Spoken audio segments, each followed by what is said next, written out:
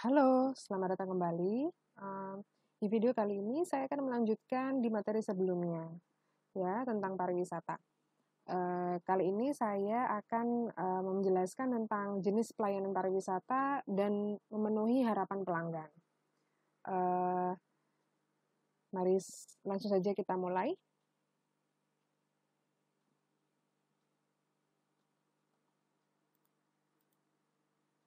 Oke.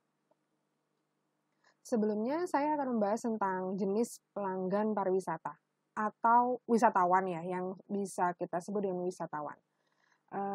Menurut perjalanannya, dia dibagi 6 jenis.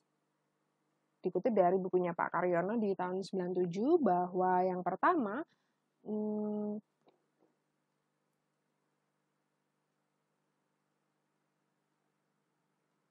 adalah foreign tourist.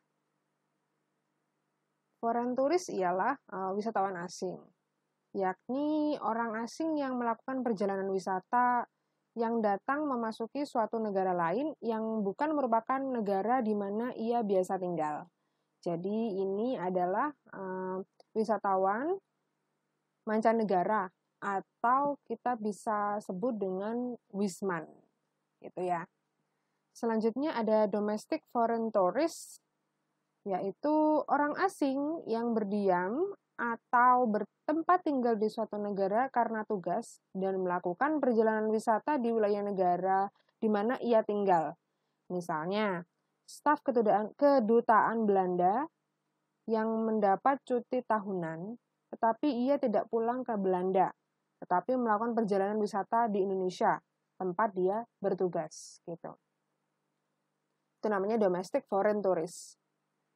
Selanjutnya yang C, ada domestic tourist atau wisatawan Nusantara, yakni seorang warga negara atau orang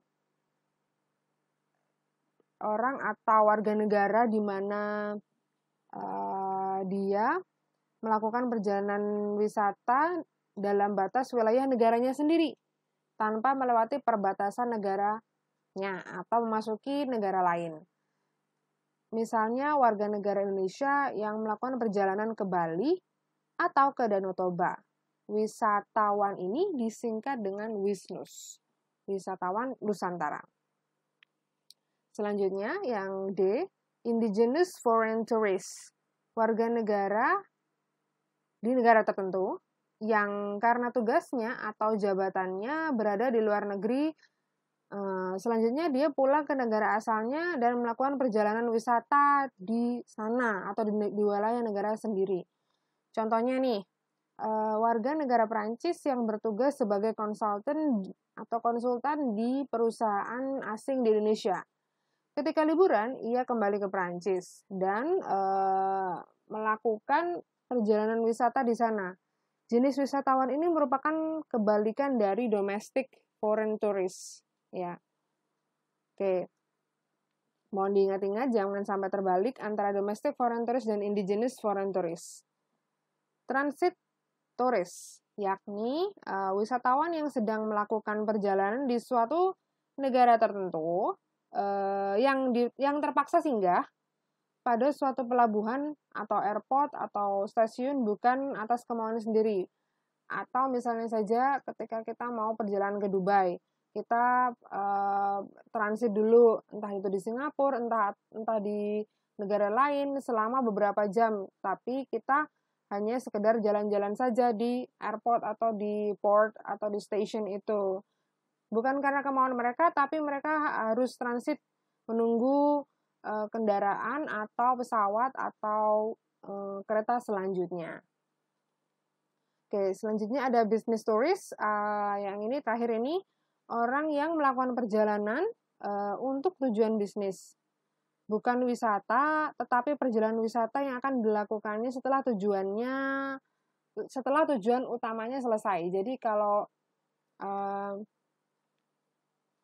misalnya saya bekerja di Surabaya dan saya ditugaskan di Jakarta.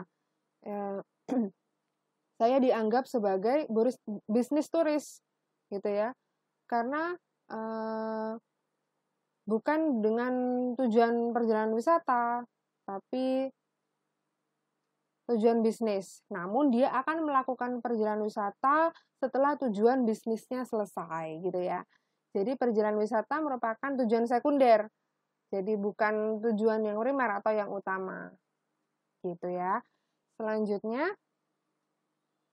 kita akan lanjut ke jenis wisata.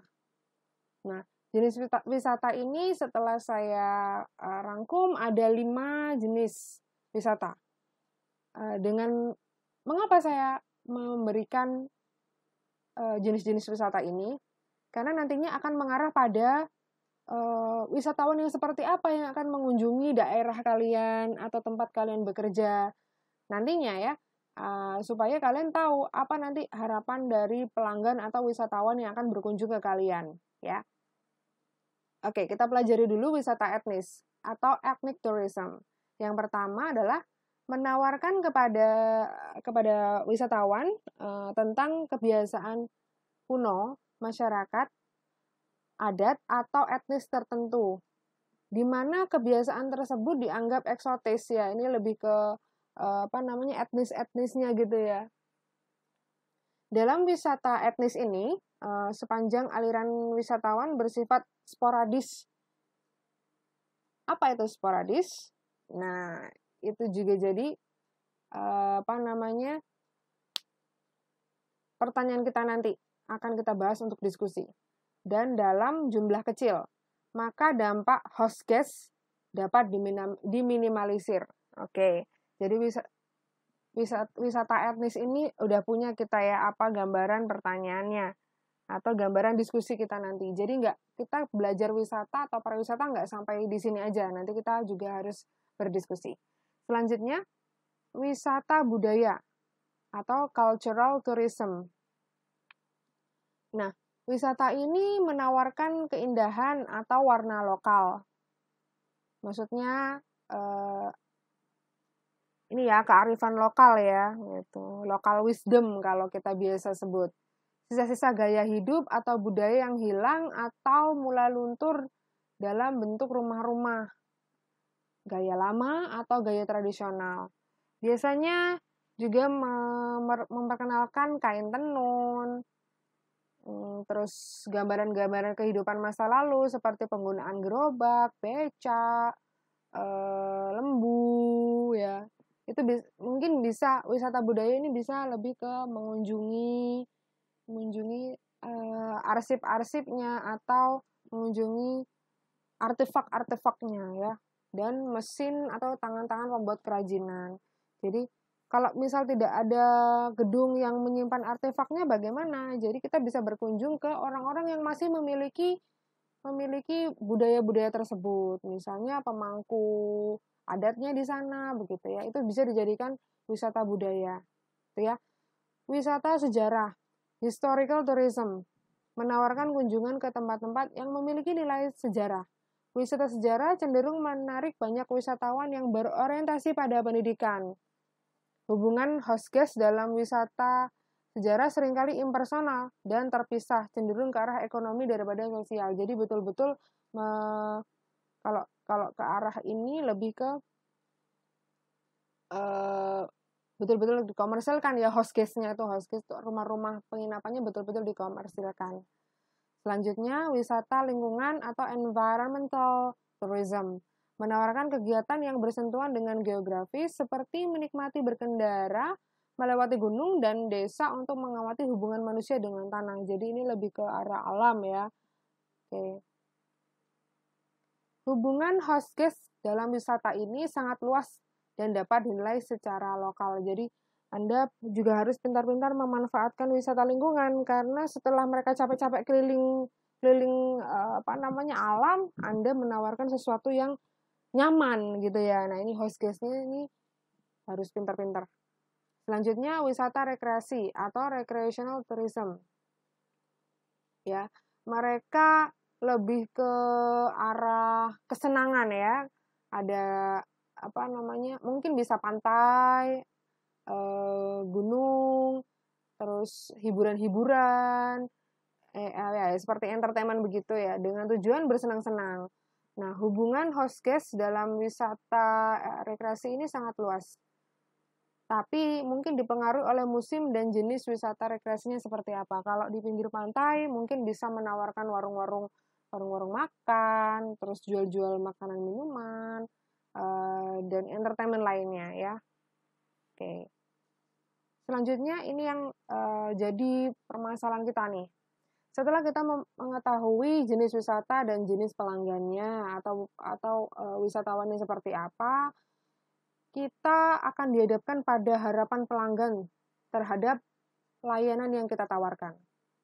Bagi usaha pelayanan untuk dapat berkompetisi dalam kualitas perasaan yang relatif, mereka harus tahu dua macam informasi. Satu, bagaimana kualitas pelayanan kita dirasakan.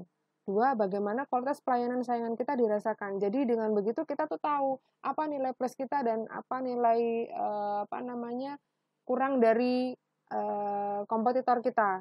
Bukan untuk menjatuhkan, tapi untuk melebihkan kita. Kita jangan fokus kepada menjatuhkan orang lain, tapi lebih pada kualitas kita.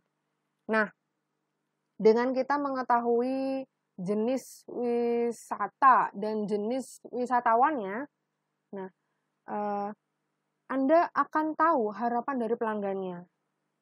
Ya, sebelum Anda membangun perusahaan atau biro jasa perjalanan, Anda juga perlu mengetahui sifat-sifat wisatawannya. Apakah dia seorang pelancong, explorer, atau orang yang tidak suka hahihi huru-hara gitu ya, lebih suka berdiam dan menikmati alam dan menikmati layanan Anda. Nah, itu dengan mengetahui sifat-sifat wisatawan itu, Anda akan tahu harapan pelanggan terhadap jasa Anda. Next, kita akan mendiskusikan tentang sifat-sifat pelanggan dan harapan apa saja yang bisa kita penuhi dengan mengetahui sifat-sifatnya. Oke, sekian dulu video kali ini. Jika ada pertanyaan, silakan komen. Semoga bermanfaat. Selamat belajar.